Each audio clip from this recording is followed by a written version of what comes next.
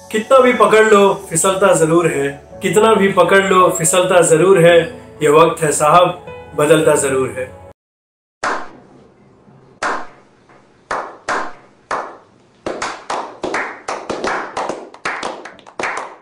Hello guys, welcome to YouTube channel conversation corridor. और जैसा कि आपको पता है कि हमने पिछले वीडियो में नेशनल एजुकेशन पॉलिसी 2020 के बारे में डिस्कशन किया था, उसके कुछ बहुत ही इंपॉर्टेंट पॉइंट्स आपको बताए थे। तो आज हम उसे एक नॉच ऊपर ले जाते हुए आज हम डिस्कस करने वाले हैं पीएम नरेंद्र मोदी जी के स्पीच के कुछ काफी अहम पॉइंट्स जो उन्होंने उठाए हैं एक कॉन्क्लेव में रिगार्डिंग एनईपी 2020। तो बहुत इंफॉर्मेटिव वीडियो होने वाला है, तो प्लीज हमारे साथ बने रहिए।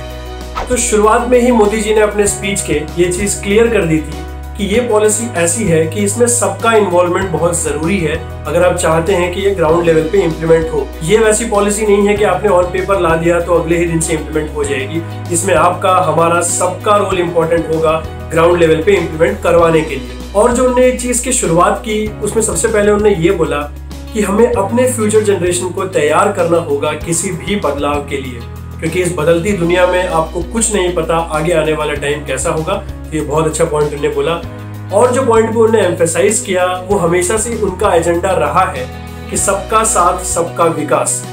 ये पॉलिसी के लिए भी एप्लीकेबल होता है, बिकॉज हम सबको एकजुट होना पड़ेगा अगर हम चाहते हैं कि ये पॉलिसी अच्छी तरीके से ग्राउंड लेवल पे इम्प्लीमेंट हो।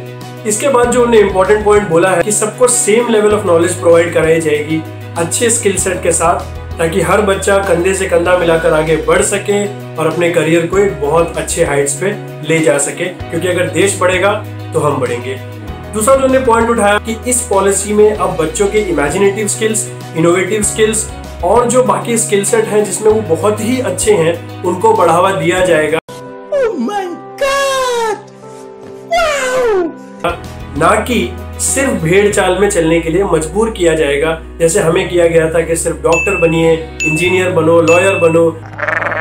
अगर आप इन प्रोफेशन में नहीं हो तो आप अपने लाइफ में सक्सेसफुल नहीं हो, तो ये गलत है। इसके अलावा भी काफी प्रोफेशंस हैं, क्या पता आपका बच्चा किसी और स्किल सेट में बहुत अच्छा हो और वो उसे एज ए प्रोफेशनल करियर बना सकता हो। तो ये बहुत ही इंपॉर्टेंट पॉइंट है और मेरी नजर में भी ये बहुत क्रूशियल है जो हमने मिस किया, लेकिन हम चाहते हैं कि आगे आने वाले बच्चे मिस ना करें। अगला जो इम्पोर्टेंट पॉइंट था वो उन्होंने फोकस किया है 3 C's पे। इसमें से वो सी नहीं है जो आप सोच रहे हैं, गलत बात। 3 C's जो है वो ये है क्यूरियोसिटी, क्रिएटिविटी और कमिटमेंट ड्रिवन थिंकिंग। तीनों C's के अपने में बहुत ही ज्यादा वैल्यू है। शायद अगर आप फोकस करेंगे तो ये तीनों C's अपने में एक डेफिनेशन है। दूसरी जो चीज पे उन्होंने डिस्कस किया वो ये है कि जो 10+2 स्ट्रक्चर से चेंज होके 5+3+3+4 में आया है, उसका मेन एजेंडा है कि बच्चों को अलोंग द प्रोसेस उनकी मेंटल ग्रोथ पे चेक किया जाए और अकॉर्डिंगली उन्हें ऑप्शंस दिया जाए at the end of the schooling कि वो जो प्रोफेशन चाहते हैं वो प्रोफेशन वो ले सके। इसके बाद जो इम्पोर्टेंट चीज को उन्होंने डिस्कस किया वो ये था कि घर पे बोले जाने वाली भाषा में अगर हम बच्चों को स्कूल में पढ़ाएंगे तो वो जल्दी समझेंगे, उनका अंडरस्टैंडिंग लेवल अच्छा होगा और उनकी नींव मजबूत होगी।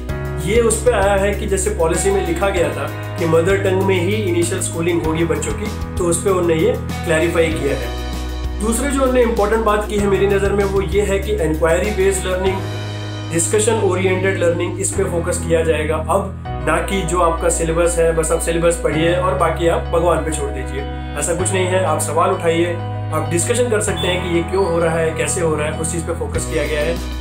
व्हाट टू थिंक से हाउ टू थिंक की तरफ एक ट्रांजिशन हुआ है जो कि बहुत ज़रूरी है और ये अपने में बहुत कुछ बताता है कि मतलब अब सिर्फ वो सिलेबस ओरिएंटेड थिंकिंग नहीं होगी, अब आपको आउट ऑफ द बॉक्स सोचना पड़ेगा स्टार्टिंग से ही, जो कि आपके फ्यूचर में भी बहुत काम आने वाला है। उसके बाद जो उन्होंने बात क्लियर की, अब हमेशा ये एम्फसाइज किया गया कि आप बचपन से ही बच्चों को बोल दिया जाता है कि ठीक है आपको बड़े होकर ये बनना है। इसे आप पेरेंटल प्रेशर बोले या फैमिली प्रेशर बोले, तो ये चीज से भी अब हटने के लिए मजबूर होंगे बच्चे इस पॉलिसी में, जो कि एक बहुत अच्छा मूव है।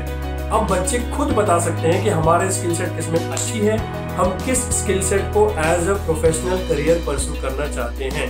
आगे बढ़ते हुए उन्होंने ये बोला है कि वर्चुअल लैब्स का इंस्टॉलेशन हुआ है, क्योंकि आपको पता है इस बदलते वक्त में जैसे अभी फिलहाल हालात चल रहे हैं, सब घरों में हैं, सब घरों से ही पढ़ाई कर रहे हैं, तो भारत के किसी भी कोने में बच्चा बैठा हो उसको इंफॉर्मेशन पहुंच जाएगी, क्योंकि सबको इंफॉर्मेशन लेने का हक है।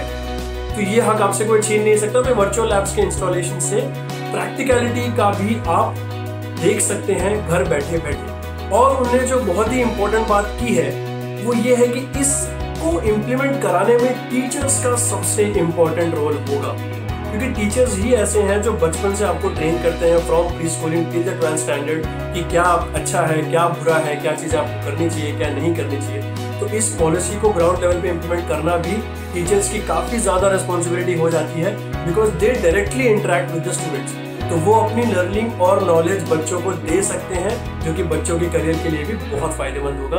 और उन्होंने एक बहुत ही इंपॉर्टेंट चीज़ पे बात की जिसके बारे में हम बात कर चुके हैं, रिसर्च ओरिएंटेड पढ़ाई, जो कि आपको ग्रेजुएशन के फाइनल ईयर में मिलेगी आपके आगे की जिंदगी के लिए। क्योंकि आप सिर्फ रट्टा नहीं मार रहे हैं, रट्टोफाई वाले नॉलेज से तो पहले ही हटा चुके हैं पॉलिसी में, उसको रिसर्च ओरिएंटेड थिंकिंग में लाओगे तभी आप उसको इम्प्लीमेंट कर पाओगे। दूसरी जो इंपॉर्टेंट चीज उन्होंने बोली है वो ये है कि अब इस पॉलिसी के आने के बाद आपको पैशन को फॉलो करने पे भी ध्यान दिया जाएगा।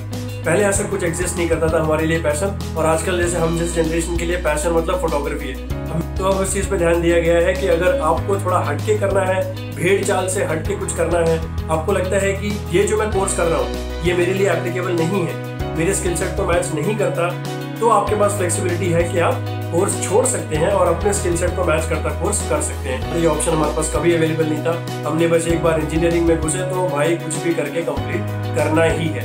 अब आप कोर्स छोड़ सकते हैं, अपने स्किल सेट से मैच करता हुआ कोर्स कर सकते हैं, जो कि आपके लिए बहुत ज़्यादा फायदेमंद होगा आपके अपने करियर के लिए। तो ये कुछ इंपॉर्टेंट पॉइंट्स थे मेरे हिसाब से जो मुझे लगा कवर करने चाहिए या आपको बताना चाहिए, जो मोदी जी ने अपनी स्पीच में बोला है। अब ये उनकी स्पीच के पॉइंट्स हैं। अब अगर आप मेरी पर्सनल ओपिनियन जाने इस पे, तो मैं मानता हूँ कि ठीक है, काफ़ी लोग सवाल उठा रहे हैं कि ये सिर्फ ऑन पेपर है, ग्राउंड लेवल पे कैसे इम्प्लीमेंट होगा। तो आप खुद सोचिए, इतने सालों बाद ये पॉलिसी लाई गई है, डेफिनेटली काफ़ी कुछ बदल गया है इतने सालों में, तो डायरेक्टली इसको इम्प्लीमेंट करना बहुत मुश्किल है। इसलिए हमने पहले ही बोला कि इस चीज़ में सबका इन्वॉल्वमेंट ज़रूरी होगा। आप सब इस बारे में बात कीजिए, घर पे चर्चा कीजिए, स्कूल्स में चर्चा कीजिए, जहाँ भी आप इकट्ठा हो रहे हैं आप इस बारे में चर्चा कीजिए, ताकि लोग अपना अपना ओपिनियन दें और वो ओपिनियन से आप इस पॉलिसी को बहुत इफेक्टिवली इम्प्लीमेंट करें। तो इसी के साथ आज का वीडियो खत्म करते हैं। मैं दुआ करता हूँ, होप करता हूँ शायद आपको काफ़ी कुछ सीखने मिला होगा। तो प्लीज़ अगर ऐसे और इन्फॉर्मेटिव वीडियोस चाहिए तो लाइक कीजिए वीडियो को, सब्सक्राइब कीजिए चैनल को, ताकि ऐसे और इन्फॉर्मेटिव वीडियोस हम आपको दे सकें। Thank you.